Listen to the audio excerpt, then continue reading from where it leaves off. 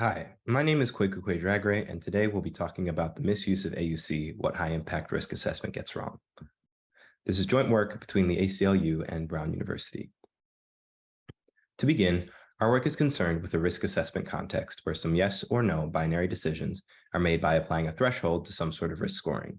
In order to assess the accuracy of these predictions, we will use the confusion matrix on the right, which gives us familiar performance measures like the true positive or false positive rates.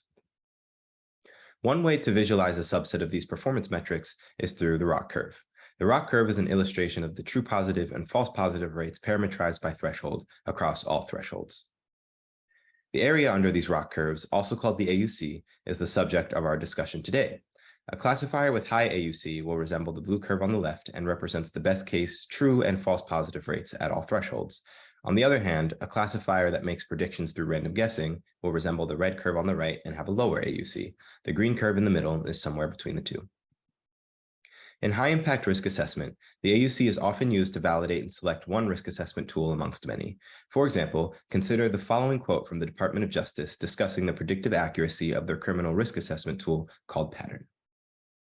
The goal of our paper is to characterize exactly how this quote represents a misuse and misinterpretation of the AUC. Primarily, we point out that risk assessment, as stated previously, is conducted by applying a threshold to a scoring function. The AUC, however, is a threshold agnostic metric, given that we summarize information from many thresholds to a single number. Next, we will describe how, or if at all, AUC can be understood as a measure of predictive accuracy and how AUC values can be easily misinterpreted in this context. One of the assumptions which supports the incorrect use of AUC is the assumption that AUC subsumes accuracy, or in other words, a classifier with high AUC must be very accurate and vice versa. In our paper, however, we show some very simple examples which demonstrate that this is not the case and that in fact, the two metrics often disagree.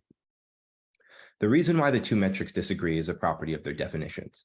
A common and mathematically equivalent definition of the AUC is that it measures the probability that a yes instance has a higher score than a no instance. Notably, this only depends on the distribution of yes or no scores and not some threshold. Accuracy, on the other hand, measures the total number of yes or no predictions, which in our setting is specifically linked to a threshold. As a consequence, AUC and accuracy cannot be thought of as equivalent metrics. Instead, we ought to think about AUC and accuracy as related metrics with the added caveat that the strength of their relationship depends on some randomness. By recalling some early statistical work on the AUC, we show that the strength of the relationship between the two metrics is data dependent, and without taking some data dependent factors into account, it becomes likely in a statistical sense to incorrectly interpret AUC values. To make this clear, consider the following figure from our paper. We show that for a given classifier, there is actually a range of possible AUC values that one can observe. First, we note that the center and spread of the intervals describing these possible values depends on the accuracy of the classifier, the ratio of yes or no examples, and the sample size of the test or validation dataset at hand. For a more accurate set of classifications, the correlation between accuracy and AUC is tight, whereas for lower accuracy values, the relationship is subject to high variance. This effect is further exaggerated by class balance. Specifically, we show that a highly unbalanced sample can lead to wider intervals than a balanced one.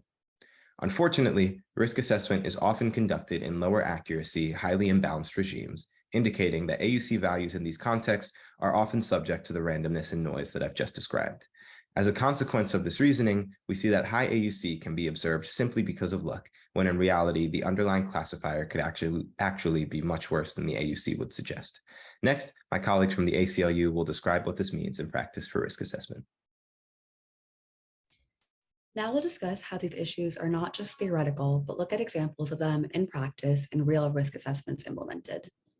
Risk assessment developers and government agencies rely on AUC as a core metric to justify the use of these tools, characterize their accuracy, and argue that they are not racially biased, and use said tools to inform significant decisions surrounding individuals and groups.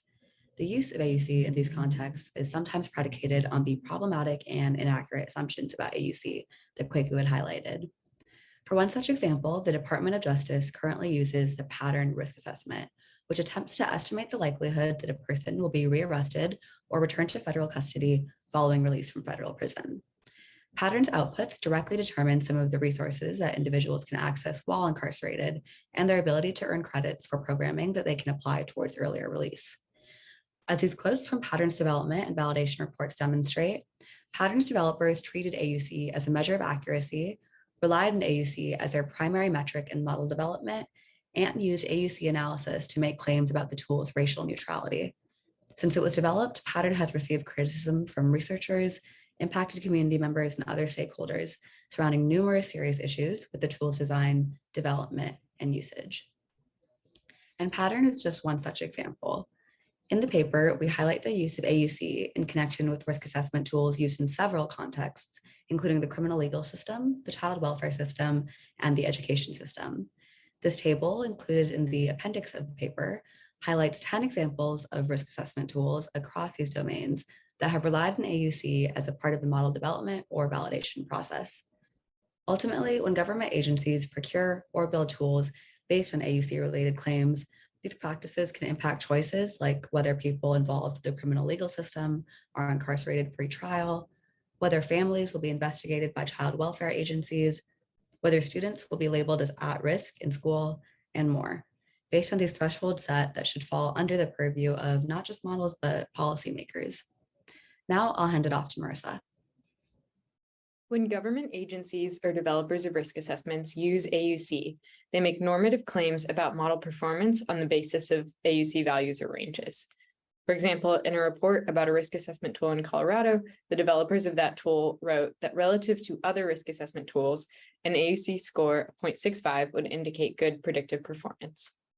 But when we look across studies or validation reports, we see that these normative labels sometimes conflict with each other. So here we've created a graphic showing the ranges of AUC values that a few different validation reports or studies have offered for characterizing AUC using labels like good, fair, poor, or excellent. These are just a few examples, which you can read about more in the paper, but we can see here that if we draw a horizontal line at 0.64, one report characterizes that value as poor, while another characterizes it as good. Although the use of AUC is a seemingly small choice amongst many in creating risk assessments, we argue in the paper that these issues are connected to other and broader concerns with risk assessment instruments. For one example, AUC is threshold agnostic as a threshold agnostic measure of model performance, but threshold choices are policy choices with serious impacts. In the case of Pattern, which we talked about earlier, the DOJ has repeatedly altered the thresholds that are used to convert risk scores into labels like high risk or low risk. And at times they've said that they've made those adjustments to try to mitigate racial bias issues with Pattern, which we think is a clear indication that threshold setting has policy implications. Ultimately, we argue that the use of AUC as described here can be considered an example of a framing trap, persistent across domains, where model choices that should be the view of policymakers and those directly impacted by the algorithm's use may be hidden behind the veil of mathematical rigor. We conclude this work by offering takeaways for practitioners. First and foremost, we think it's essential that government agencies and model developers decide whether models are developed, and if they are to be developed, how, in conversation with communities as they should for any other policymaking endeavor. Developers of these tools should also understand the application area and context in which the tool might operate. They should treat threshold setting and metric selection as policy choices, considering the cost of model errors. And they should recognize that model performance on specific metrics is not a panacea for issues with algorithmic tools or the systems in which they operate. We provide more context and examples for these recommendations in the paper. Thank you.